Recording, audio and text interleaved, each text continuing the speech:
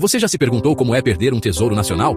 Não uma peça de ouro, ou uma relíquia histórica, mas uma criatura viva e respirante de beleza inimaginável? Imagine um pássaro da cor do céu.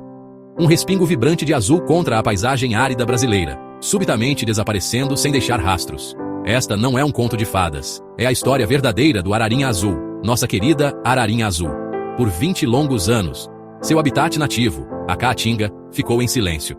Seu morador mais icônico havia partido. O que acontece quando uma espécie é declarada extinta na natureza? É esse o capítulo final, um fim definitivo para milhões de anos de evolução?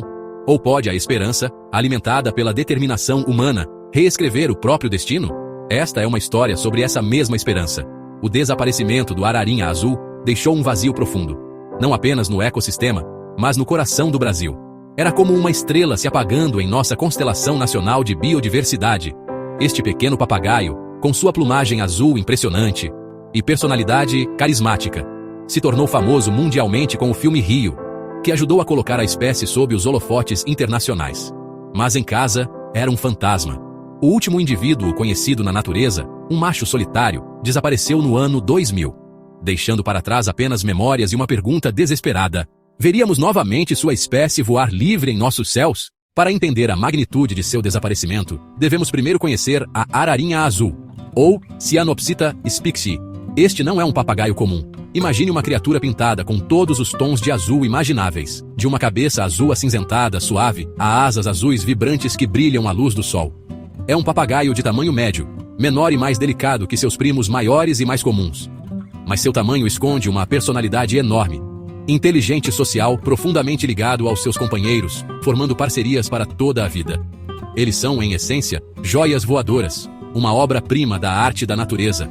Consegue imaginar tal criatura voando sobre a paisagem árida e severa de sua casa? Essa casa é tão única quanto o próprio pássaro, a caatinga brasileira. Esta não é a exuberante floresta amazônica que a maioria das pessoas associa ao Brasil. A caatinga é um bioma semiárido. Arbustos espinhosos, cactos, árvores resistentes. O ararinha azul era um especialista, perfeitamente adaptado a este mundo específico. Dependia das árvores caraibeira, ao longo dos leitos de rios sazonais para nidificação, e das sementes de plantas locais específicas para alimentação. Esta hiperespecialização se tornaria sua maior vulnerabilidade.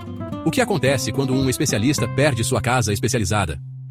A vida de um ararinha azul estava entrelaçada com os ciclos da caatinga. Reprodução ligada às chuvas.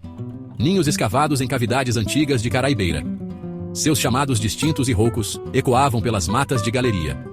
Em Curaçá, Bahia, a ararinha azul fazia parte do folclore e identidade locais. A história do declínio do ararinha azul é uma sinfonia trágica de pressões induzidas pelo homem. Não foi um evento único, mas uma erosão lenta e rastejante de sua existência ao longo de décadas. O vilão principal nesta história é o comércio ilegal de vida selvagem. A beleza impressionante do pássaro e extrema raridade fizeram dele um prêmio altamente cobiçado por colecionadores particulares, ricos e inescrupulosos ao redor do mundo. Caçadores incentivados por preços astronômicos, implacavelmente visaram os ararinhas, roubando filhotes diretamente de seus ninhos. Cada pássaro capturado não era apenas um indivíduo perdido. Era um golpe no futuro de uma espécie com uma população já frágil. Consegue imaginar a crueldade de roubar o futuro de uma família por lucro? Agravando o horror do comércio ilegal, estava a destruição sistemática de seu habitat. A caatinga, frequentemente vista erroneamente como um deserto estéril, sofreu com o desmatamento para agricultura e pastoreio de cabras.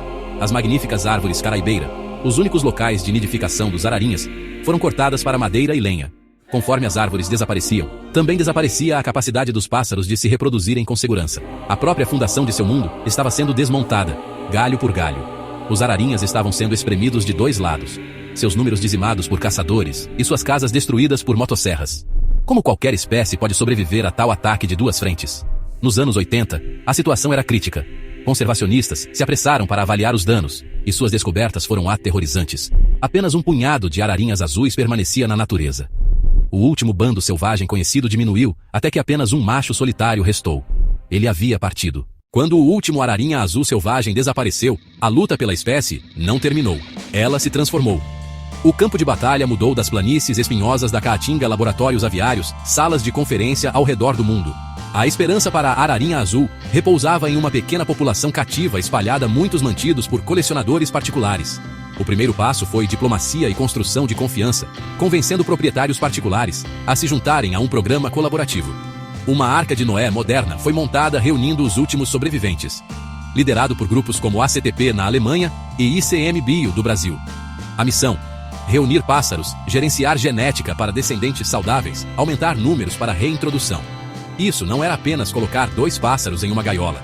Exigia mapeamento genético meticuloso, um livro genealógico para prevenir endogamia e dietas especializadas e técnicas de reprodução. Convencer colecionadores rivais a cooperar foi um desafio social. Cientificamente, os desafios eram imensos. Muitos pássaros cativos estavam envelhecendo o pool genético perigosamente pequeno.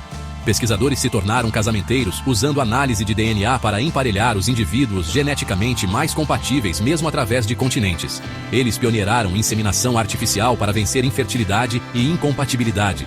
Cada ovo era precioso, incubado sob condições rigorosas. Cada filhote que nascia era uma vitória um passo para longe da extinção. Ciência de alto risco. Um erro poderia significar anos perdidos. Lentamente, a população começou a crescer. Um projeto desta magnitude não é o trabalho de organizações sem rosto. É a soma de paixões individuais e dedicação incansável. Uma das figuras centrais é Cromwell Purchase, um biólogo cuja vida se entrelaçou com o destino do ararinha azul. Como chefe do ACTP na Alemanha, ele supervisionou o processo delicado de reprodução desses pássaros, agindo como guardião do tesouro perdido do Brasil. Seu trabalho era uma mistura de ciência de ponta e um cuidado profundo, quase paternal, para cada pássaro individual. Ele e sua equipe celebravam cada eclosão bem-sucedida e lamentavam cada perda, sabendo que o futuro de uma espécie inteira repousava em suas mãos. De volta ao Brasil, no coração da Caatinga, outro conjunto de heróis estava preparando o terreno para o retorno dos ararinhas. Proprietários de terras locais se tomaram uma decisão monumental. Eles doaram suas terras para criar o refúgio de vida selvagem do ararinha azul. Uma área protegida onde as árvores caraibeira poderiam crescer novamente e o habitat poderia se curar. Este foi um ato de generosidade e visão profundas. Essas eram pessoas cujos ancestrais haviam vivido ao lado dos ararinhas, e eles sentiram a ausência do pássaro como uma perda pessoal. Seu compromisso garantiu que quando os pássaros estivessem prontos para voltar para casa, eles teriam uma casa para retornar. O projeto também dependia da sabedoria da comunidade local em Curaçá. Biólogos e conservacionistas trabalharam lado a lado com moradores. Muitos possuíam gerações de conhecimento sobre o clima, plantas e animais locais. Pessoas como Hugo Versilo, o coordenador técnico do projeto de reintrodução no Brasil, entenderam que o sucesso dependia do apoio da comunidade. Eles lançaram programas educacionais em escolas, transformando crianças em guardiões da Caatinga. O objetivo era transformar a população local de observadores passivos em protetores ativos da ararinha azul. A culminação de 3 décadas de trabalho incansável em um dia histórico em junho de 2022. Após uma longa jornada transatlântica da Alemanha para o Brasil, os ararinhas azuis estavam finalmente prontos. As portas do aviário de soltura massivo em Curaçá, Bahia, foram abertas. O momento estava elétrico de expectativa. Cientistas conservacionistas, moradores locais, oficiais do governo assistiam. No início, os pássaros hesitaram. Então, um ararinha corajoso alçou voo, seguido por outro, e outro, até que um pequeno bando de azul brilhante estava voando contra o céu claro. Pela primeira vez em 22 anos, a ararinha azul estava voando livre em sua terra natal. A emoção daquele momento é impossível de exagerar. Lágrimas escorriam pelos rostos de pessoas que haviam dedicado suas vidas a este dia. O som dos chamados dos ararinhas, ausente por tanto tempo, mais uma vez ecoou pela Caatinga. Era mais que apenas um experimento científico bem-sucedido. Era um retorno espiritual e emocional ao lar. Era como se um pedaço da alma da nação, há muito perdido, tivesse sido restaurado. Este bando representava as esperanças de um país, um símbolo tangível de que, com dedicação e colaboração, até as feridas mais profundas que infligimos à natureza podem começar a se curar. Dedicação. Colaboração. Poderia haver um símbolo mais poderoso de esperança? Hoje, em 2025, o projeto continua a ser um farol de luz. Os pássaros soltos não estão apenas sobrevivendo, eles estão prosperando. Eles foram observados explorando seu território, forrageando por alimentos nativos, interagindo com os maracanãs selvagens. Ararinha azul. Símbolo de esperança, preservação e orgulho nacional. Inscreva-se aqui no canal Grid Digital, curta o vídeo e compartilhe com amigos que amam curiosidades, ciência e tecnologia. Deixe seu comentário.